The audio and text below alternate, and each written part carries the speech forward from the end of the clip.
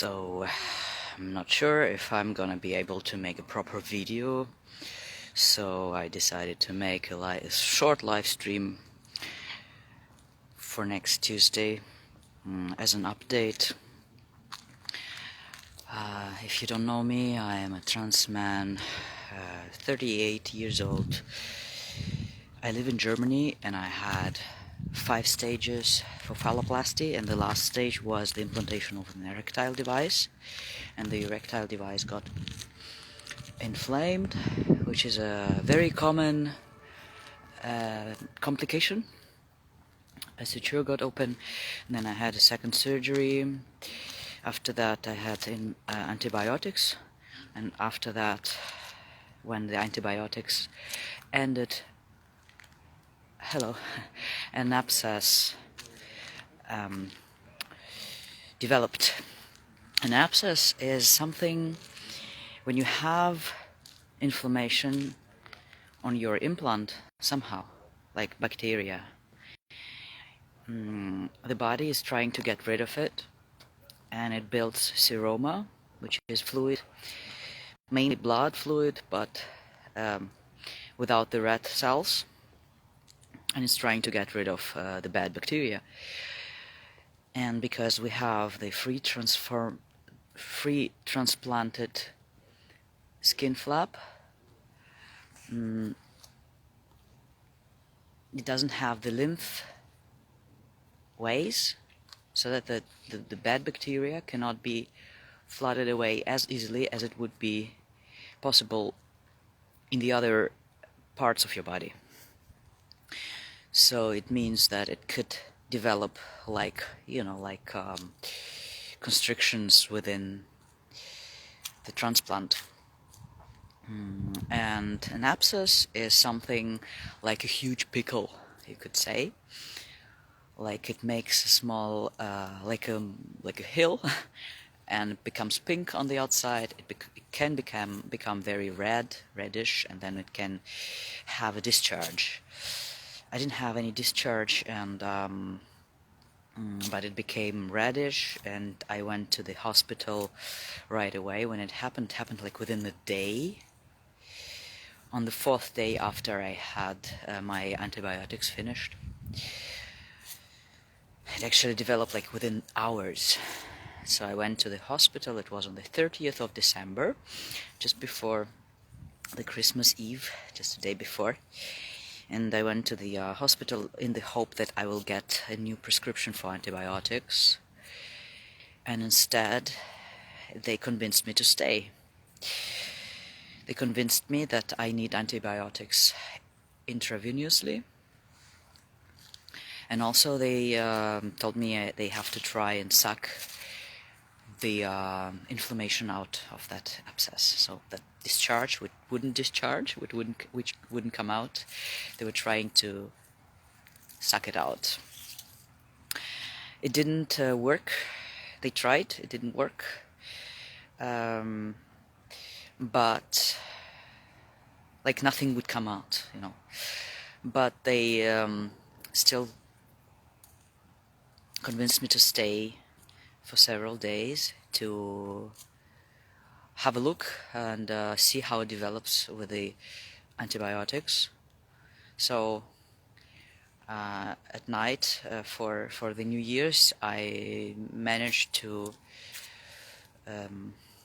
spend just the actual New Year with my family.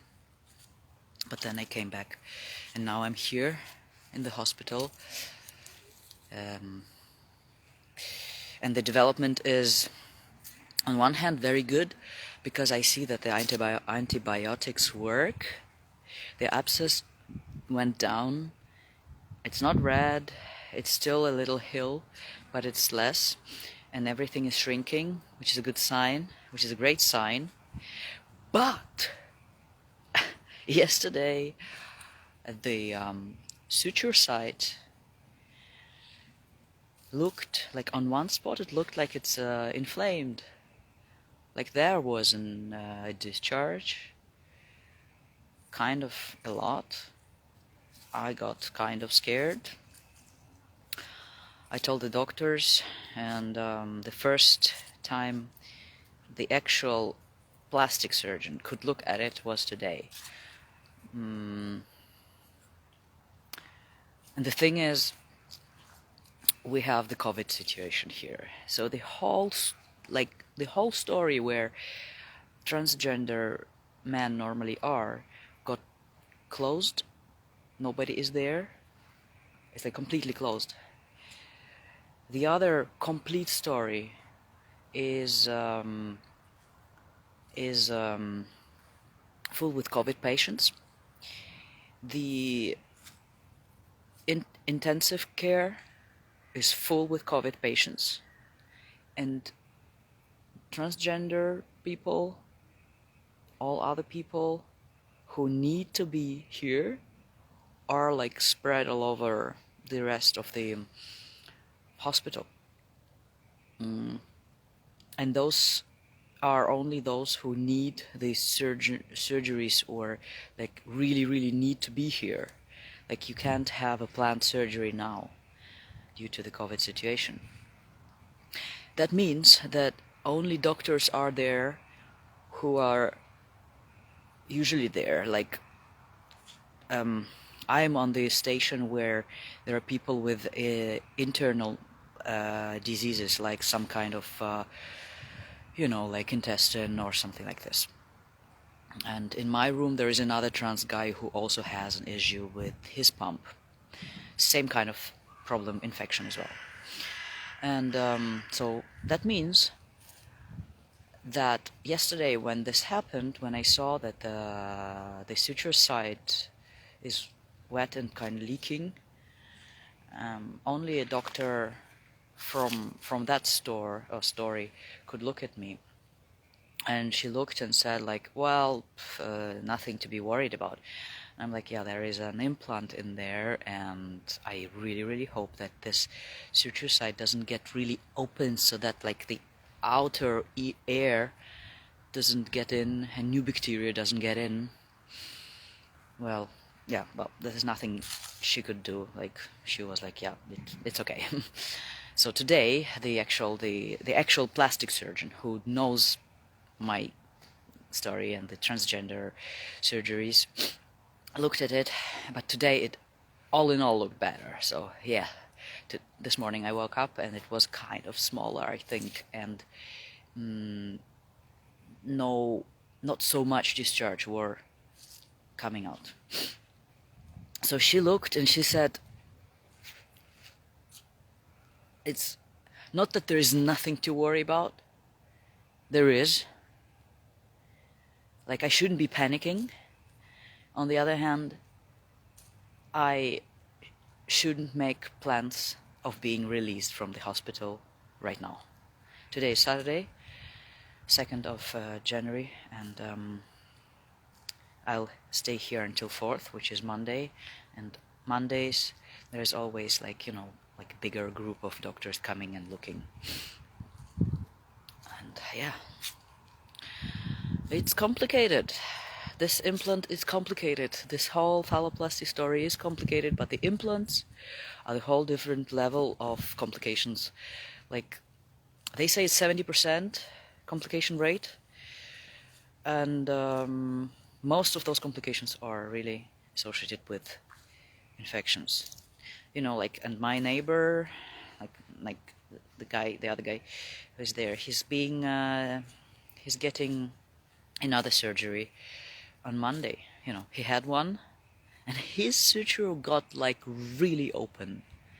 Like, I was thinking, you might be thinking, like, why would a suture get open? Like, can't they suture normally, right? And it's not about that. It's just that the body is like fighting. It's trying to get rid of the implant.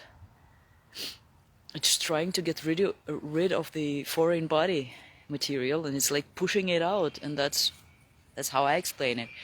Why the sutures get open. There is inflammation going on, and it's trying to get out. But on the other hand, yes, in this case there was something else as well. That's also what also totally can happen. While they do the surgery, everything is so close together, like the new urethra is so close to the channel where they put the cylinder in, that um, they can harm the urethra, and that's what happened in his case, and that caused the inflammation in his case. There's also some other